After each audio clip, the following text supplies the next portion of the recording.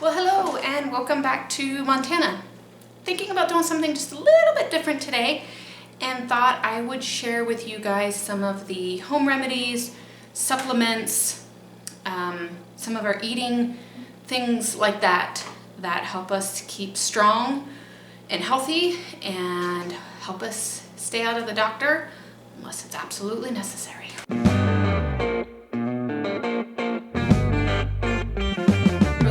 Who don't know me, my name is Cece. My husband Kirk and I homestead in the big beautiful state of Montana, where we try to help and show people how they can put food on the table no matter what happens. And so today we're talking about food, we're talking about supplements, we're talking about some tips and tricks just to help you stay strong and healthy since, fall and winter is coming up. And honestly, the less we can go to the doctor, the better it is. So first thing I want to show you are some books. This one, Be Your Own Doctor by Rachel Weaver. She also has Be Your Own Doctor #2. She has Be Your Child's Pediatrician. And then I think she also has one called Backyard Pharmacy. So these really teach you how to use some of the herbs and natural home remedies, so to speak. Some of this stuff in here I use, some of it I don't feel like it's a good fit for our family. So just, if you buy this book, which I do actually, I do recommend it, just know that some of it may not be perfect for you, and that's okay. It at least teaches you how to use things like activated charcoal and teaches you how to use activated charcoal in many different ways. Some of the other books is, I always thought I have no idea what plants look like. So this is another one that I picked up and I need to read. This is a very popular one right now. This talks a lot about food that you can make to keep you strong and healthy. Again, it's another one that I really need to take a deep dive into. And then this one is very thick. This one is a lot more supplement oriented, and it talks about, using vitamins, minerals, herbs, and food supplements. So this one is kind of nice to keep on hand for odd things that you wouldn't really think of for natural supplements. This is a good one. So let's see, I'm gonna start this off, other than the books, being completely honest, and this is not everything we use, or only what we use. I should put only what we use. We still take over-the-counter pain meds. I'm somebody who suffers from migraine headaches, and I don't try homemade remedies and supplements. I go straight to the strong stuff because if I do not get that under control very, very, very quickly, it will be a 3-day migraine for me. So also, if the kids wake up in the middle of the night crying because their legs ache, their knees hurt, whatever, I'm going to give them something over the counter. If they complain about leg aches and knees and joint pain during the day, that's when I'll try like a heating pad or try an Epsom salts bath, try some magnesium lotion, that kind of thing. So there's a balance that everybody needs to find what they want to use, like Western medicine, over-the-counter, prescription, versus home remedies, and supplements and vitamins and such like. So this is what we do. You do your own research, do your own, figure out what works for your family. And each individual in your family may have different needs and respond differently. So I'm going to show you guys, let's pull this right on over here. Here is a few things that I thought I would walk you guys through. So this is honey. Honey is very, very good. I think people know a lot about honey. You can use honey in teas. Honey is antibacterial, I believe. I think you can even put honey straight on your skin for something. Garlic is another one that is becoming very, very popular. People are beginning to understand how good garlic is for you. There is a thing called fermented honey garlic, where you chop up garlic and you pour honey over top of it and you let it sit for 4 to 6 weeks. And I tried that last year for allergy issues, and I just took a spoonful of honey and a little piece of garlic every single day, and I felt like it was helping. I quit because my husband has an extreme dislike of the smell that garlic gives off when you eat it. And he finally told me after about 2 weeks of taking it that he said, you're either gonna need to stop taking it or I need to sleep in a different bed. Because he's like, you stink so bad I can't sleep. So that is, you know, an option. Garlic is also used as one of the main ingredients in fire cider. There's quite a few recipes out there for fire starter. This book, Be Your Own Doctor, she calls it the super tonic, I believe, and has a recipe in there for it. I think I'm gonna try making it this year. It has onions, garlic, horseradish, peppers. Some people put some kind of citrus in it. So, and then you dump apple cider vinegar, the raw, over top of it, and you let it ferment for like 6 weeks. Then you strain it and you take a shot of it. I know it sounds absolutely disgusting, but it also sounds like it would kill anything that it needs to be killed. So that's another option. Elderberry syrup is becoming more and more popular. This is dried elderberries. I will probably make this and start using it as a preventative right before the holidays.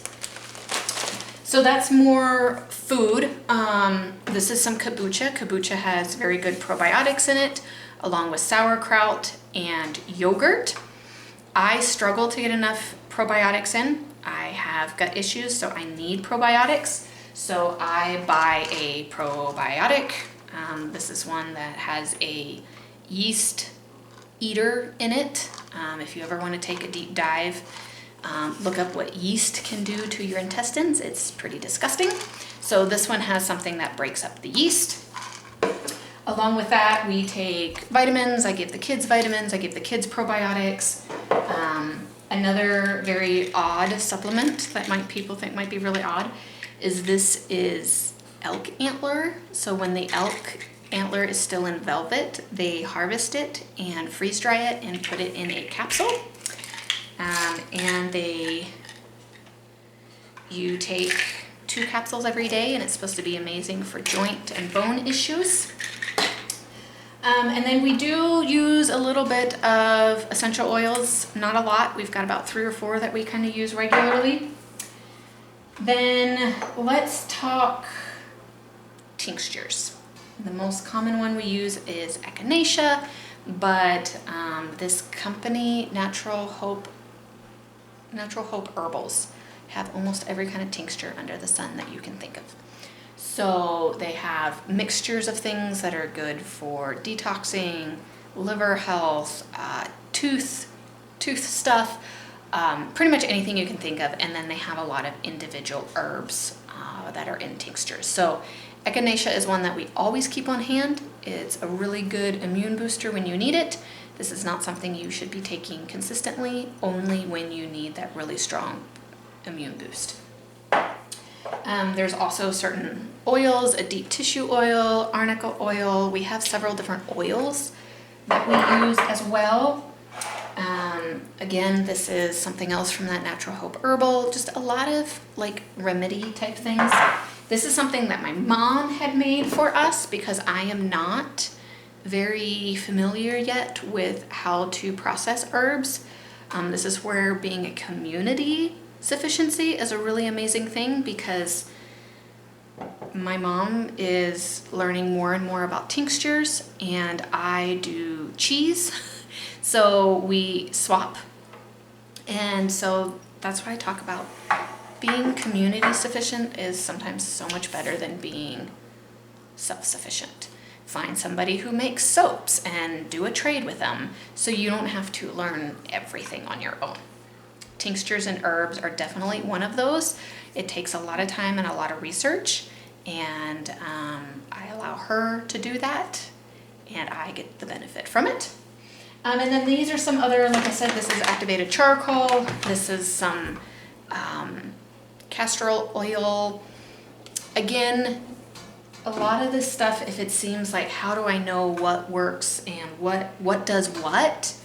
Getting a book like Be Your Own Doctor, or talking about medicines if you want to learn how to make your own herbs, your herbal tinctures and salves and lotions. You know, find some books, ask around. There's a lot of people online that do that stuff, and I'm sure that most of them would be like, here's a great book to get you started, and this is what I recommend that you get started with. It takes a long time to build that information, and so I would recommend starting with 1 or 2 or 3 things and learn about those, and then slowly expand your knowledge from there.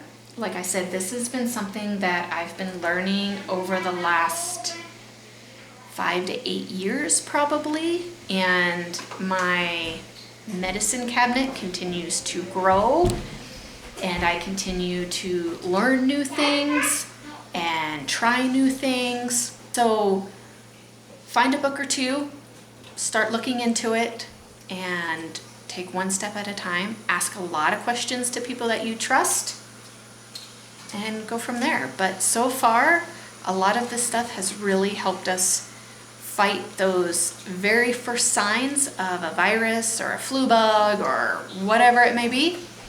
And then we can keep ourselves out of the doctor so much easier. There are still times we have to go, and that's okay.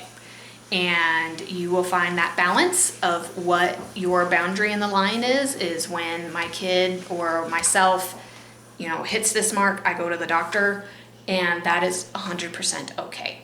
And as you learn more and experiment with more, that line may change some.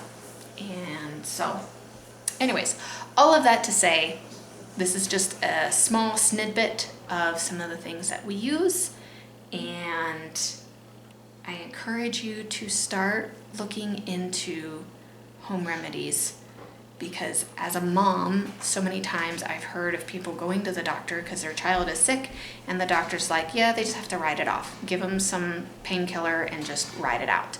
Where now I know things to give them to help them actually get over it so much faster. And that is a big peace of mind. Just another example, my husband might not like me saying this, but okay. He is having some foot issues, and they almost blister on him. And he had a really bad flare-up the other day because he was on his feet a lot and working hard. And so we are trying activated charcoal with some of this and turning it into almost a mud paste, putting it on his feet. He is soaking in his feet in this tincture. We are just trying to do things to prevent an infection from ever happening, because one time when we did take him to the doctor looked at it and goes, I have absolutely no idea what this is. So we would have to find a specialist, and that takes a lot of time. So meanwhile, we are doing everything that we can do to make sure that, number 1, it doesn't get infected, and number 2, it can continue to heal. There's a great peace of mind knowing that you can actually help your family in this department, knowing that there is always a time that you need to see a doctor, and everybody's line is different, and that's okay. So anyways, hope you guys have a great one, and until next time.